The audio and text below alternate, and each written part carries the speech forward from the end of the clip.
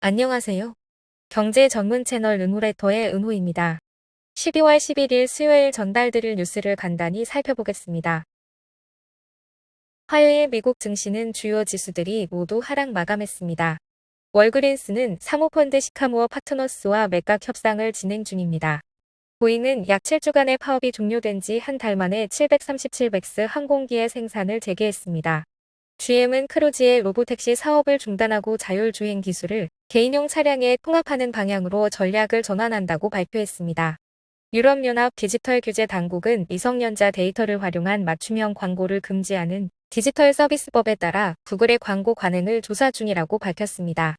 독일의 스포츠웨어 회사 아디다스 본사가 세금 관련 조사를 위해 독일 당국의 급습을 받았습니다. 알파벳은 양자 컴퓨팅 칩 윌로우를 공개하며 주가가 하루 만에 5.5% 상승했습니다. 애플은 2025년 출시 예정인 차세대 애플워치 울트라 모델에 위성 연결 기능을 도입할 계획이며 혈압 모니터링 기능도 추가할 예정입니다. 자세하게 하나씩 살펴볼까요? 화요일 미국 증시는 주요 지수들이 모두 하락 마감했습니다. 투자자들은 이번 주 발표될 소비자물 가지수와 생산자물 가지수 데이터를 주목하며 연준의 다음 주 금리 결정에 영향을 미칠지 여부를 분석하고 있습니다.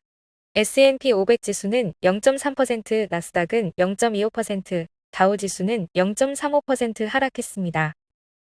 주요 이슈로는 오라클이 예상치를 밑도는 실적 발표로 주가가 7% 이상 하락하며 기술 섹터에 부정적 영향을 미쳤고 알파벳은 새로운 퀀텀 칩 발표로 5% 상승했습니다. 엔비디아는 중국의 반독점 조사 발표로 주가가 3% 하락했습니다. 월그린스는 인수설로 상승했고 알래스카 항공은 수익 전망치 상향 조정으로 주가가 상승했습니다.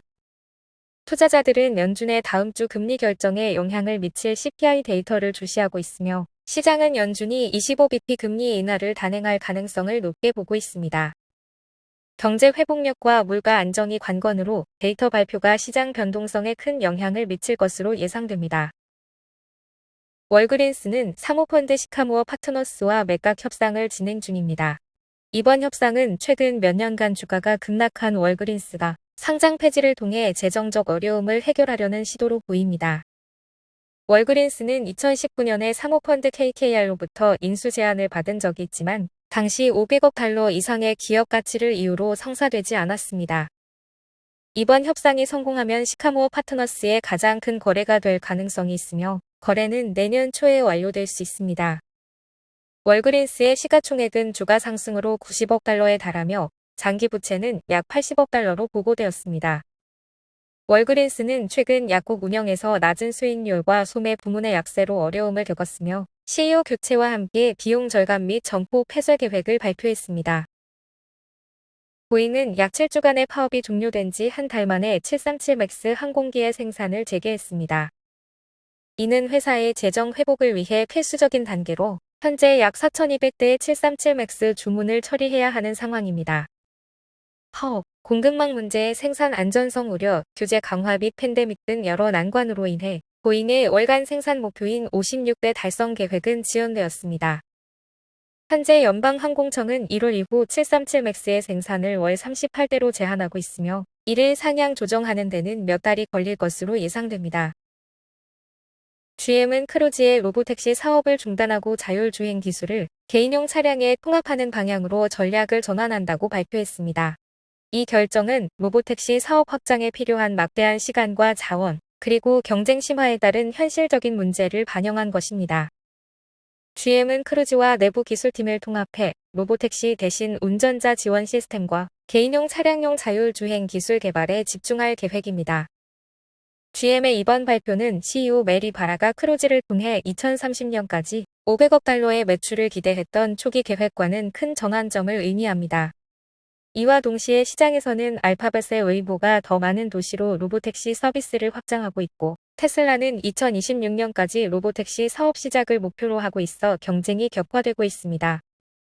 GM은 크루즈의 기존 주주로부터 나머지 지분을 매입해 크루즈의 소유권을 거의 100% 확보할 예정이며 크루즈의 리소스를 재배치해 자율주행 기술 개발에 활용할 계획입니다. 유럽연합 디지털 규제 당국은 미성년자 데이터를 활용한 맞춤형 광고를 금지하는 디지털 서비스법 DSA에 따라 구글의 광고 관행을 조사 중이라고 밝혔습니다. 이 조사는 구글과 메타가 인스타그램을 유튜브에서 청소년들에게 광고하는 계약과 관련이 있는 것으로 알려졌습니다. DSA는 불법 온라인 콘텐츠와 허위 정보를 다루고 투명한 광고를 촉진하기 위해 2022년에 승인되었으며 2024년 2월부터 모든 플랫폼에 적용되고 있습니다. 특히 플랫폼은 미성년자에 대한 높은 수준의 개인정보 보호와 안전을 보장해야 합니다. 구글은 청소년 보호를 위한 업계 최고 수준의 안전장치를 보유하고 있으며 관련 정책과 기술 보호에 대한 내부 교육을 업데이트했다고 밝혔습니다. 독일의 스포츠웨어 회사 아디다스 본사가 세금 관련 조사를 위해 독일 당국의 급습을 받았습니다. 이번 조사는 2019년 10월부터 5년간의 기간을 대상으로 독일로 수입된 제품의 관세 및 세금 규정을 둘러싼 문제에 초점이 맞춰져 있습니다. 아디다스는 수년간 세관 당국과 협력해왔으며 관련 문서와 정보를 제공하고 있다고 밝혔습니다. 회사는 이번 조사로 인한 중대한 재정적 영향을 예상하지 않는다고 덧붙였습니다. 현재 CEO 비오른 골든의 리더십하에 아디다스는 복고풍 스니커즈의 인기에 힘입어 실적이 개선되었으며 2024년 10월 연간 수익 목표를 상향 조정한 바 있습니다.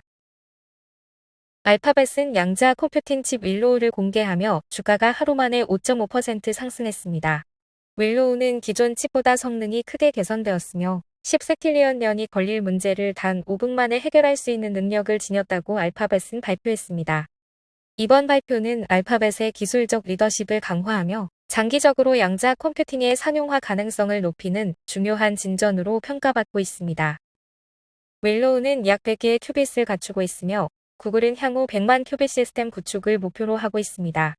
이는 약물 개발, 배터리 설계, 융합 에너지 등 여러 분야의 실질적인 응용이 가능할 것으로 기대됩니다. 하지만 양자 컴퓨팅이 완전히 성숙하려면 수년 혹은 수십 년이 걸릴 수 있다는 점도 언급되었습니다. 이 발표로 인해 양자 컴퓨팅 관련 주식도 주목받으며 릴게티 컴퓨팅 주가는 45% 상승하는 등 큰 반응을 보였습니다. 구글의 발표는 테슬라의 일론 머스크와 오픈 AI의 샘 알트만 등 여러 기술업계 리더들에게도 찬사를 받았습니다. 애플은 2025년 출시 예정인 차세대 애플워치 울트라 모델에 위성 연결 기능을 도입할 계획이며 혈압 모니터링 기능도 추가할 예정입니다. 위성 연결 기능은 사용자가 셀룰러 또는 와이파이 연결이 없어도 글로벌 스타일 위성을 통해 문자 메시지를 보낼 수 있게 하며 이는 등산객 및 아웃도어 활동자들에게 특히 유용할 것으로 기대됩니다. 위성 기능은 현재 애플 아이폰 14에 적용된 바 있으며 이번 업데이트로 애플워치에서 독립적으로 사용할 수 있게 됩니다. 혈압 모니터링 기능은 고혈압 상태를 감지할 수 있도록 설계되었지만 구체적인 수치는 제공하지 않습니다. 애플은 혈압 모니터링 외에도 비침습적 혈당 추적 기술을 개발 중이지만 이 기능은 아직 상용화까지 시간이 더 필요합니다. 애플은 또한 미디어텍의 셀룰러 모뎀을 처음으로 애플워치 일부 모델에 적용하며 이는 기존 인텔 모뎀에서 전환하는 주요 변화입니다. 오늘 전달해드릴 뉴스는 여기까지입니다. 들어주셔서 너무 감사드리고 은퇴하는 그날까지 파이팅입니다. 도움이 되셨다면 좋아요와 구독 부탁드립니다.